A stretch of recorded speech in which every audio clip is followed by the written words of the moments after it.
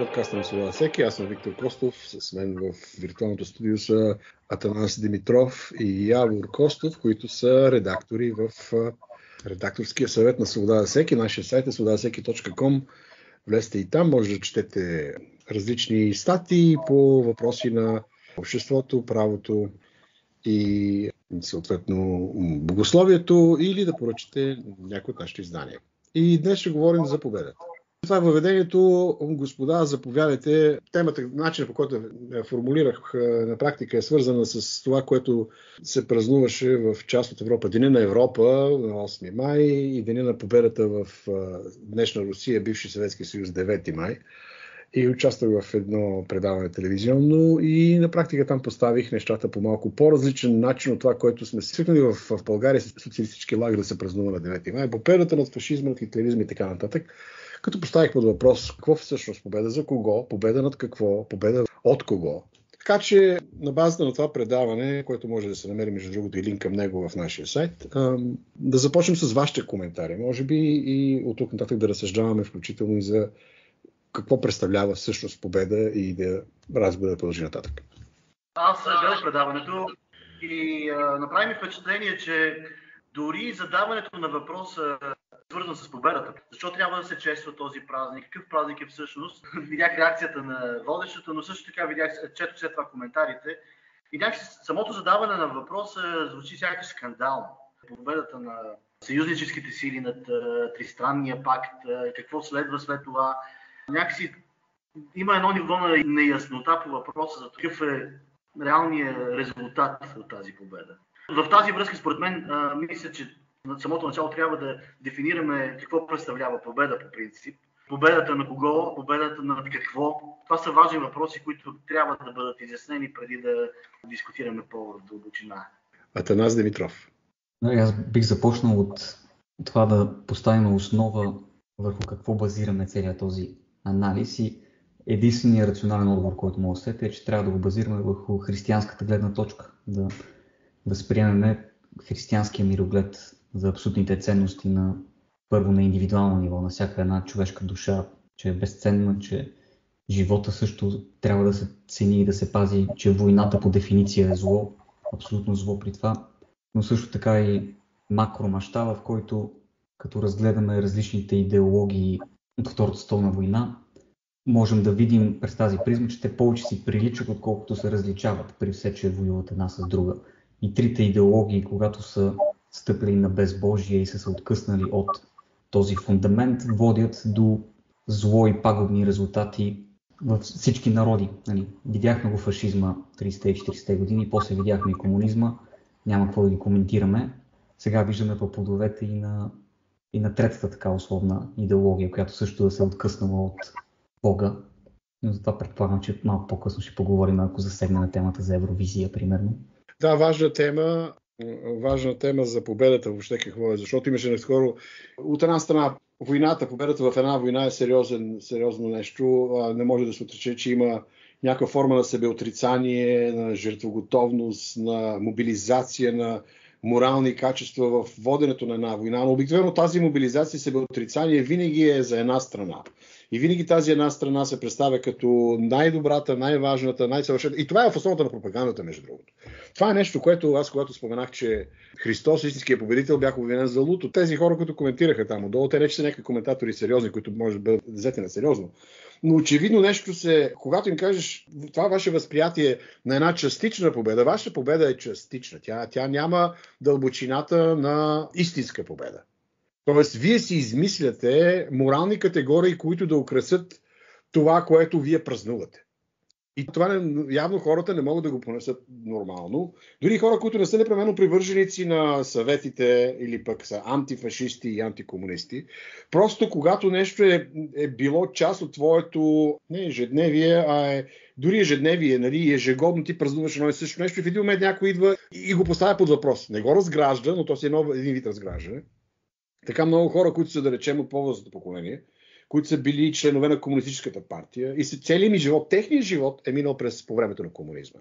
И затова за тях идеологемите на комунизма не са само идеологеми на комунизма, а те са миналото на техния живот.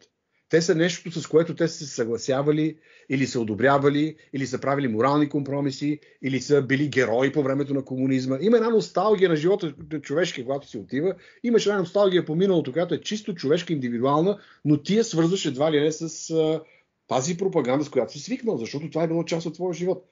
Така че го има този човешки елемент и за мен е напълно разбираемо. Аз очаквах такава реакция и предупредих водещата. И казах, виж, защото тя ми каза, ще говорим за 10 дни на победата, ще ти задам въпроса, по тази тема викам, очаква и реакция, защото аз имам коментар.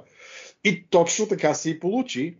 И не съм изненадан. И в същото време съм впечатлен от това колко ясно се видя разграничението за това, че частичната победа, ограничената победа, партизанската победа, победата на... Аз бих я нарекал дори и така измислената победа, защото тази победа доведе до много загуби след това, до много страдания. Всъщност е идеализирана в момента на хората. И това са някакви крепости, които хората са склонни да ги приемат и да ги създават, защото казахме, индивидуалният живот и спомени са свързани с това. А в същото време и идеолозите имат нужда от създаването на такава фалшива победа, на фалшивото чувство за тържественост, за празненство, без да се зачита случай, че тази победа е за цената на страданието на другата страна. Просто на отмъщение, да речем, ако да, победихме. Така че това е моята интерпретация на собственото ми участие там в това предаване. Да кажа, кое е наистина комичното в цялата ситуация, това даже е трагикомично, е, че пък в момента, днешно време, 2024 година, да се говори пък за Деня на победата е дисидентщината. Защото пък за случая идеологическата призма толкова се е завъртяла надолу по спиралата на безумната и малоумна пропаганда, че в момента дори се отрича военния и чисто човешки ресурс, който съветската армия тогава е претърпяла като безумни загуби. Сталинградската епопея е най-тежката битка в историята на човечеството. Над 3,5 милиона жертви германци и руснаци в крайна сметка. Но в момента пък пропагандата е толкова малумно завъртяна в друга посока, че се игнорира и тази част, така че само да не се споменава Русия, защото те в момента пък са врагове на нашата призма. И всичко е много болезнено, защото огромната трагедия на Втората световна война, в която голямата жертва е индивидуалният човек, който е страдал, руснак, германец, американец, българин, хърватин, евреин и така нататък, е игнорирана и използвана с чисто идеологизирани цели и политически подбуди, което е много грозно.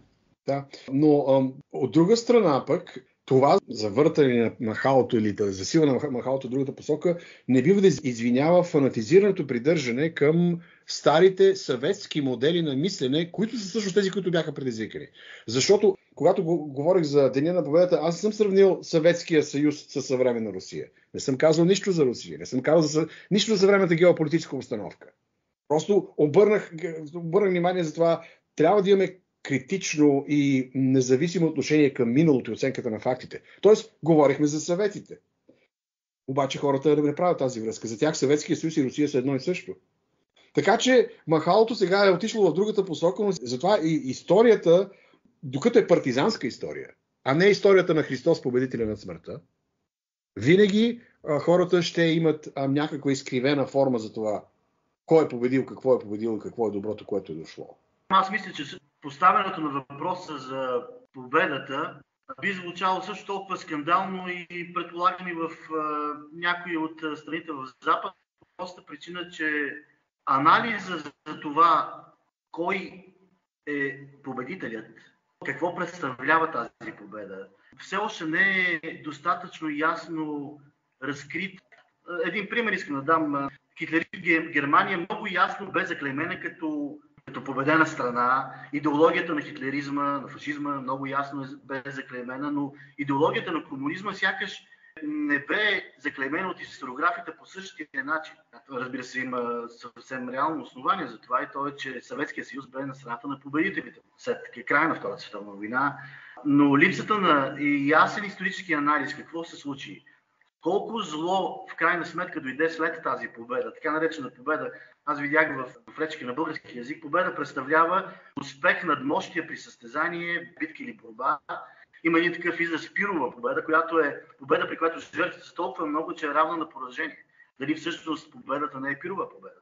Но липсата на ясен анализ, липсата на посочване на злото, липсата на разкриване на всичките тези ужасни дела, които станаха факт след като комунистическия руски бутуш стъпи в източноевропейските страни, така е една от причините за това сега да битува в съзнанието на хората този негласен идол, който когато бъде конфронтиран, всъщност става ясно, че все още определя начина на мисленето на хората в страните от Източна Европа и не само. В този ред на мисли, така в моята представа правя, условно казано, две разделения. Ако гледаме победата на макро ниво от страна на идеологии, то е просто това, което ти каза, Яуре. То е победа по дефиницията в речник, която се видява. Победа на една система на друга победа, или както там беше формулирано. Но това не казва, че новата система е добра, само защото е победила. Напротив, ако погледнем пак през призмата на Божието Слово, виждаме плодовете и пак бих казал и на трите системи, че са зло. Няма добро, когато се откъсне политическата система, стане идеология и се откъсне от божествения закон. Ако погледнем през човешката индивидуална призма, пак трагедията е тотална. Пак няма абсолютно нищо добро, няма никаква победа. Наскоро четох, между другото, един роман на Рей Бредбъри, Вино от бухарчета, и там имаше една история, в която 12 годишни момчета говорят с един ветеран от гражданската война в щатите. 90 годишен, полуизкофял дядо с лека деменция, обаче момчетата го назоваваха, му бяха сложили термин, че той е машина на времето, защото като му пуснат някоя ключова дума, която отключи някой стар спомен от миналото, и той се впуска в едни дълги повествователни разкази за, така много живописно пресъздава какво е било на миналото. И те го питат за гражданската война. Той го питат на коя страна беше, и той по много майсторски авторов подход, автора беше избрал да каже, че ветеранът е забравил, не помни дори от коя страна, и ветеран, с други думи, че няма значение, че всички страни са губещи, въпреки че очевидно конфедерацията в щатите губи войната в победата е на северните щати. И той там използва следните думи, казаше, че като го питаха кой победи, той отговори: не си спомням някой някога да е побеждавал в която и да е война. Войната никога не носи победа. Единствено, което си спомня, само загуби и мъки, и в края на краищата нищо добро. А краят, това е победа сама за себе си, тя няма нищо общо с топовете. Тоест, единствената победа, за която можем да говорим, и то пак много условно казано, е, че войната е спряла, че кръвопролитието е спряло, но пък последствията след това пак ги видяхме. Така стигаме до извода, че всъщност християните, като от християнска гледна точка, защото аз съм на това предаване, за мен това е основата, на която да разсъждаваме за тези неща. И тогава споменах, че единствената победа, която е от значение, е победата на Христос на смъртта, защото тя е исторически, космически, индивидуално за всеки един от значение и за цялото човечество от значение. Но виждаме, тя е минимализирана поради факта, че всъщност този свят е под съвсем друга опойка. Опойката на това да избереш една страна, и ако не избереш тази страна, партизанска, то означава, че ти не си от страната дори на Бога. Дори Божието име много често се е намесвало в това да се дефинира някоя кауза, или пък квази-религиозна терминология. Майката Русия, майката Отечеството те зове, ние се борим за демокрация, ще спасим демокрацията, сега в съвременната война, която се води в Украйна. Винаги имаш нужда от някаква форма или пък ние ще денацифицираме, което е причината за намесата и на Русия и така нататък. И всъщност имаше едни игри на хора, които с политическите си средства и с финансовите си средства се домогва до някакво влияние, а в момента страда, ако говорим за войната Украйна-Русия, към сегашната съвременната война, тя е на практика от една страна гражданска война и измират хора за нищо. На практика за наблюдателя, който не участва в тези игри, в тези геополитически надпревари. Виждаш как хора умират и също побеждава смъртта в момента. Побеждава злото, побеждава безумието и един християнин не може да си позволи да влезе от която и да е страна. Да речем във Втората световна война, Хитлерова Германия беше издигната като в апотеоз на злото. Никой не говори, че англичаните първи са бомбардирали германските градове. Освен това, при Дънкирк Хитлер може да ги изтреби всичките там, които са били английски войски. Той на практика им подарява живота, им дава възможност да се изтеглят. Така че никой тези неща не ги споменава, което от една страна не оправдава действията на Хитлер в другите му там действия и стратегии, включително това, че той подлага нацията си на едно такова унищожение, едва ли не заради безумните ходове в края на войната. Но това е резултата на неговото идолопоклонство. От друга страна, идолопоклонството пък от другата страна не е спряло, нито за минута, нито за момент, което не отрича жертвоготовността, да речем, колко милиона са загинали руски войски в тази война, която е вероломно, нали, това е термина, нападната от Германия. Чудесно, но това нападение е резултат от тези висши политически игри, които те играят. От друга страна, Сталин е убил повече хора, отколкото са загинали във Втората световна война от германците. Някой не обръща ли внимание на този факт? Това е фундаментален факт, изключително важен. Когато влезеш във война, между другото, дори и сега в тези безумната война, която гражданска война на практика, която излиза, че е между Украйна и Русия, когато си въвлечен във войната, един въпрос е как можеш ти, който имаш свободна воля, да отидеш да се биеш на фронта. Ли може? Хващате, хвърляте там, пратещат ти провиквателно, те хвърляте в 20 годишната ласка и те закарват на фронта пушечно месо, ще се биеш. Или ще се предадеш и просто има една машина, която на практика войната представлява една месомелачка, която в един момент ти като си въвлечен в тези бойни действия, ти искаш да победиш. Ти нямаш време да разсъждаваш за екзистенциалната несправедливост на злото на човечеството по време на война. Има отсреща враг, ти имаш пушка, трябва да гръмнеш пръв. Общо взето това е жестоката логика на войната. Но да се върна към това, което за християнина, според мен, и на мен ми стана ясно, не само отговоренето за тази съветска победа, победители не го съдят, хората са го казали това нещо, но и за това как, аз бях свидетел, не бяхме свидетели всички всъщност, това как в социалните мрежи християните си избраха страна в съвременната война и започнаха да я защитават, така сякаш никога не са чели Библията и Христовите слова, в които войните дори биват омаловажавани като цел на християнската вяра. Именно защото те са толкова силно основание пропагандата да работи и да наелектризира хората едни срещу други в злото. И това, което казва Христос, аз винаги цитирам Марк 13 глава, когато обяснява на учениците си за края на света, той казва, че част от това, което става в края на света, а ние сме определено в тези времена, ще чуете за войни и слухове за войни. Народ ще се повдигне против народ. Но вие следва да се ще бъдете изправени пред царе и управници и ще бъдете гонени от синагогата, т.е. от юдействащите, от тези, които са още в Стария завет и отхвърлят Христос. Така че виждаме една съвсем различна перспектива по отношение на войната, която всъщност идва от Създателя на Вселената и от Спасителя на Вселената, която обаче е заглушена дори в християнските умове от това, което е важно за човека в този свят, който е вкопан в този свят. И това са тези войни. И на чия страна ще бъде победата. И как да повече хора отидат на смърт, само и само да не се изложим, както в случая НАТО е изправен пред такава перспектива. Тотално се игнорира една от основните доктрини, които учи Христос от проповедта на планината. Блажени са миротворците. И после и апостол Яков говори за това, че плодът на правдата се с миротворците, не войнолюбците или партизаните, да се търси начин да се спре кръвопролитие. Елементарни християнски доктрини от моята гледна точка.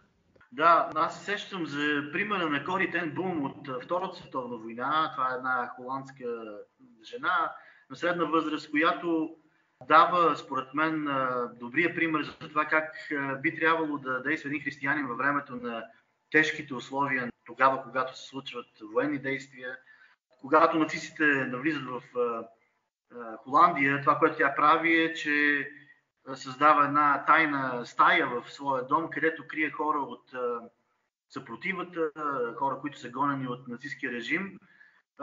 Разбира се, съюзническите сили печелят Втората световна война, политическата обстановка се обръща, настроенията в обществото се обръщат и обикновените холандци започват да преследват своите съграждани, които по някакъв начин са помагали на нацистите през предишния период тогава, когато войната все още е била факт. Това, което прави Кори Тен Бум вижда агресивното отношение към своите съграждани, които са вече в нова политическа обстановка и тя отново им подава ръка вече на преследваните свои съграждани, които някога са подкрепили нацистите с цел да им покажат, че всъщност има един по-висш стандарт. Това е стандарта на Божията любов, на Божията прошка, на Божието приемане. И мен това много ме впечатлява за това, защото в различни исторически периоди сякаш червената линия се сменя наляво, надясно, някакси човек трябва да е много свързан с небесното откровение, за да може да реагира по начин, по който християнската вяра изисква. Да, сега не бива да изключваме факта, че тези войни, те са зло и партизанщината от християнска гледна точка не е правилна, но те имат своето значение, включително и за преосмисленето на отношението към Бога и към живота. Когато човек е на война, който знае, че умре, някак си е по-малко настроен да мисли за елементарни неща и за елементарни удоволствия. Това не са мои, това не е моя трактовка, това е някаква перифраза на C.S. Луис, който говори, че всъщност войната вместо да работи за дявола, на практика до голяма степен е накарала много от воюващите да мислят за Бога. Което не е непременно причина да търсим войни като християни. В никакъв случай. Тоест, дайте да вършим зло, за да се увеличи благодата, както казва апостол Павел, че го обвинява. Но, може би, сега от историческите коментари да минем към една много друга важна победа на едно швейцарско същество, така да се каже, който отказва да има полове. Той е мъж, нали, но той казва, че нямало полове, което също е победа. Победата в така наречената Евровизия, ако искате да коментираме, човек се казва Немо и победи и беше облечен с една рокличка с едни неща, които бяха по ръкавите, нали, и така, което също е победа. Победа на какво е това? Той победи в конкурса на Евровизия за най-добра песен, нали, нещо това сорт. Ето ти една победа, която всъщност не е победа, е гротеска, което е подигравка с същността на човека, с човека като творение от Бога. Въпреки, че каза, че прескочихме темата на историческото, ще направя една кратка илюзия все пак, която свързва и предишната тема, която говорихме. Не сме прескочили, винаги можем да се върнем назад. Така че не се притеснявай. Какво ли си мислят англичаните, които са умрели примерно на фронта, на десанта в Нормандия? Дали са победили, ако погледнат от днешна гледна точка, да видят техните внуци и правнуци в какъв свят живеят? Дали са се борили за правото на това деца да се усъкътяват и да си режат половете и да си унищожават психиката? Това, което казваш, между другото, аз повдигам този въпрос в една статия преди няколко години, писах в Свобода за всеки, по случай 3 март. И сега е на първа страница изведена на сайта. Идеята за национална свобода и лична свобода, как се допълват или отричат. И фактически точно същия въпрос там задавам, но по причина на 3 март и на борците за национално освобождение в българската история. И общо взето въпросът е същия, в крайна сметка, в цялата статия. Какво биха казали тези борци за свобода, ако видят съвременното поколение, как консумира това, което обикновено се нарича в човешкото съзнание свобода? Свободата да имаш, да се реализираш в живота, да правиш това, което пожелаеш, да живееш, което пожелаеш, да се придвижиш и така нататък. Така че това е фундаментален въпрос, който говори именно за наличието на несвобода в много голяма част от това, което в света се нарича свобода. И не можеш да бъдеш свободен и победител, защото свобода победа без да имаш истина, която да бъде основата на тази свобода. Тъй като идеята на победата, на борбата в дадена посока е да имаш точно тази реализация, която представлява свободата в човешкото съзнание. Но свободата в човешкото съзнание е интерпретирана от падналата човешка природа, в която много често да вършиш зло е добро, а да вършиш добро е зло. И в която виждаме, че много често черното се нарича бяло, бялото черно. И в момента се говори за това, че мъжете и жените трябва да са равни, което означава, че всъщност жената трябва да бъде мъж, а мъжа жена. Така го виждате равенството. Всъщност не е никаква победа, не е никаква свобода. Защото тя е дефинирана само от победителя. И то този временният победител. Единствено, когато вечният победител дефинира свободата, той го направи много ясно при първото си идване, да ни освободи от смъртта и греха. Единствено тогава имаш свобода. И тя е за всеки. Тоест адресирана е към всеки. Свобода за всеки. Това е смисъл също. Дори ние стигаме до същността на това, защо се казваме по този начин. Обръщайки внимание на победители от Евровизия, аз мисля, че той е и не само победителя, но голяма част от изпълнителите, които представяха новото лице на красотата ако мога така да се изразя, но всъщност тези хора са видимата проява на голямата подмяна, която се случва в ценностната система на хората, в ценностната система на съвременното общество, която ценностна система, според мен, е заложена от същите тези идеолози, които са от страната на победителите, които пишат история.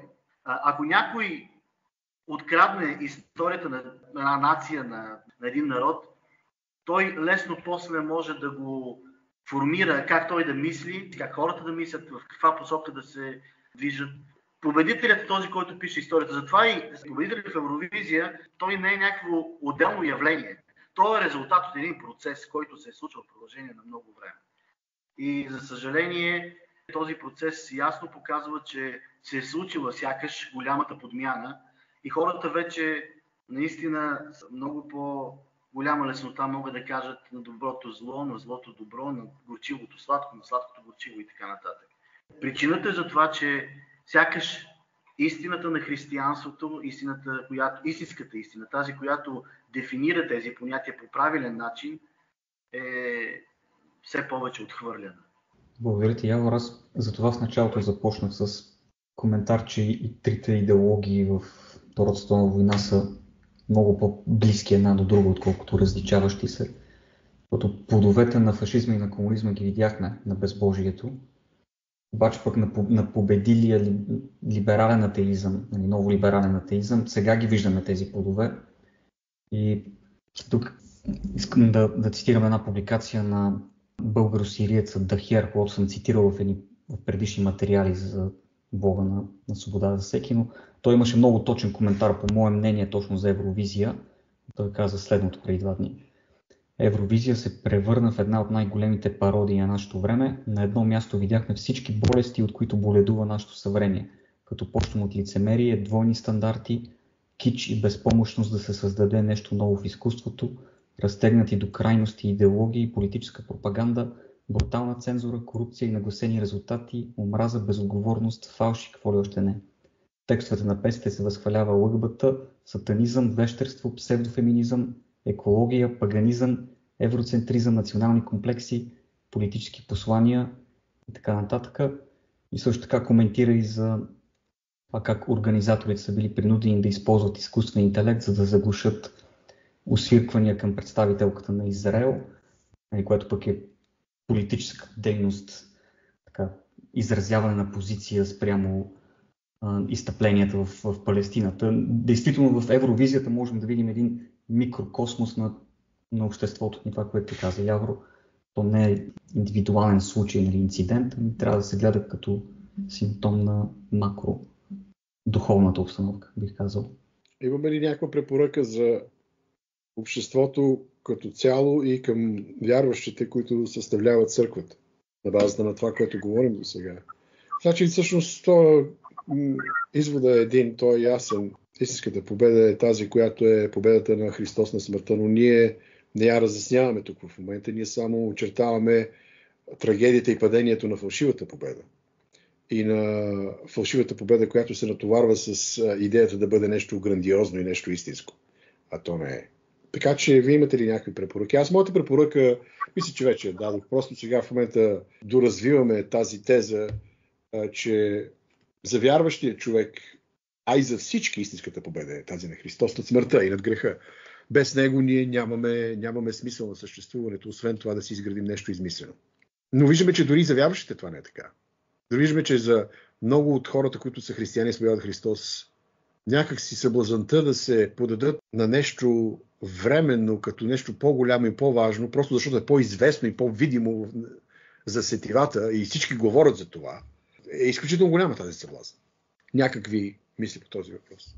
Аз мисля, че църквата и въобще всеки един човек, който е запазил здравия си разум в главата си, това, което трябва да направи, е да направи всичко възможно да скъса с този натиск да бъде политически коректен в това време, в което живеем. Тоест, говоренето на истината, такава каквато е от критично значение за това, защото Немо, победителя в Евровизия, е видим образ на един политически коректен уклон в начина на мислене на политици, на общественици, въобще цялата тази идеология, която стои зад този фарс, който видяхме. Така че скъсването с политическата коректност, което е от християнска гледна точка е говорене на Божието Слово такова каквото е. Ние видяхме също и сме го коментирали в подкаста все още, но ситуацията с този акт в Съединените щати, в който едва ли не е човек, който заяви, че юдеите са предали Исус и са виновни за това, че е предаден на Пилат и така нататък. Едва ли не това е език на омразата и подлежи на някакви законови санкции. Просто това говори за един краен абсурд, в който Божието Слово сякаш трябва да бъде ограничено, за да може да продължат всички тези тенденции на извращаване на ценностите. Затова и говоренето на истината, скъсването с политически коректния език. Исус, ако разгледаме писанието, ще видим един изключително политически некоректен говор в неговото служение, в дейността, която той развива докато тук на земята. Нарича Ирод лисица, критикува силните на деня фарисеите, нарича ги лицемери. И още много примери има за това, които говорят за това, че истината и свободата винаги вървят с заявяване на истината такава, каквато е. На извратения Немо и на хората, които са в неговия екип и въобще в цялата тази индустрия, просто трябва да бъде заявено, че това е извратена индустрия. Тя трябва да бъде критикувана, да бъде усмивана, за да може да си запазим здравия разум, защото доброто наистина е добро, има критерии за добро, злото наистина е зло и то е ясно дефинирано от писанието. Затова и ние като християни, просто това е според мен нашата основна отговорност. Да говорим истината. Да, и тук ще вметна, че всъщност брат Тертулиан, един от ранните отци на църквата, много ясно е дефинирал и много лаконично това, което описваш и това, което всъщност виждаме и това, което обсъждаме, започвайки от това предаване и говорейки за цялостната цензура, която е насочена срещу здравия разум. Тя е насочена срещу християнството, срещу вярата в Бога, срещу Христос. Искам да отбележа, че тези коментиращи, които се бяха взривили там в интернет, аз не ги знам кои са другите, но основното обвинение към моята теза, че Христос победи смъртта и това е най-главната победа, не 9 май, е, че съм луд. Тоест, аз имам психически отклонения, защото говоря за истината. И искам да цитирам брат Тертулиан, юрист, колега, един от ранните отци на църквата, който казва съвсем лаконично: първата реакция на истината омраза. Така че говоренето на истината непременно ще предизвика реакция от страна на тези, които имат друга истина, която е лъжа и която всъщност бива оперирана от истината. Защото, както каза пък другия брат Августин, истината е като лъва, не е нужно да я защитаваш, само я развържи. Развържи лъва, той ще защити сам. Истината е, че победителя Немо е жестока, гротеска и подигравка с човешкото създание. Създание като мъж и жена, като мъжко и женско. А той се идентифицира с легион. Трябва да бъде наричан те и тях, защото са много. Както в изповедта на демонизирания човек, когато Исус изцелява, че са много демони в този човек. Часто разбиране, че в този луд свят, в който живеем, когато говорим истината, разбира се, много често ще получавам такива упреци, както ти. Но когато в една лудница някой бъде наречен луд от лудите, може би това е комплимент. Абсолютно. Наско ти го мислиш? В този ред на мисли въпросния господин или въпросните господа, или не знам как да го опиша Немо, тази личност, трагичното е, че той не знае, че всъщност губи, нали, и той не е победител, но той е много брутално загубил, ако продължи да стои в сегашното си състояние. И точно на масовия зрител на Евровизия, фен на Евровизия, ще му се стори тотална лудост, ако му обясним, че ако му кажем, че Немо е губещ, а не е победител, като той очевидно е победител на Евровизия. Точно в този ред на мисли. Той е то победително, нали, казахме, този цвят, който ти споменава във връзка с Евровизия, беше много точен, че всъщност тази победа е и манипулирана в много отношения. Тоест дори и победата не е истинска. Просто аурата около нея, която се създава, дори в рамките на тези категории, които определят нещо като победа в Евровизия, тя не е истинска. Така че единствената победа, казахме, това е победата на Христос над смъртта, над греха, за което трябва да му благодарим и да проповядваме истината. Защото как да повярват, ако не чуят вестта на благовестието, как да я чуят, ако няма проповедник, който да е изпратен до тях и как да бъде изпратен, ако не откликне на това нещо. И това е нашата цел, също свобода за всеки, включително, освен да правим анализи на събитията около нас и на живота около нас, да душегрижителстваме, ако искате, чрез този анализ, който да води към истината, истинската победа, истинския спасител, защото хората търсят спасение в какви ли не каузи, идеи и най-вече в политиката, но всъщност виждаме, че политиката поради човешката паднала природа, слабост и поклонение към идоли и към врага на Бога прави победа от нещо, което е фалшиво, нещо, което лъжа. Благодаря ви на двамата за участието. Аз бяха Атанас Димитров и Явор Костов, които са редактори в Свобода за всеки, в поредния епизод на подкаста за Свобода за всеки. Аз съм Виктор Костов. Заповядайте, влезте в сайта swobodazaseki.com, абонирайте се за нашия бюлетин, за да получавате известия. Поръчайте си някои от нашите сборници и книги. Надявам се това да ви помогне да бъдете насърчени и да се откажете от идолите и да се привържем всички към истината, което е всъщност истинското спасение. Спасението в Господа. И така, до нови срещи, уважаеми, и бъдете насърчени. swobodazaseki.com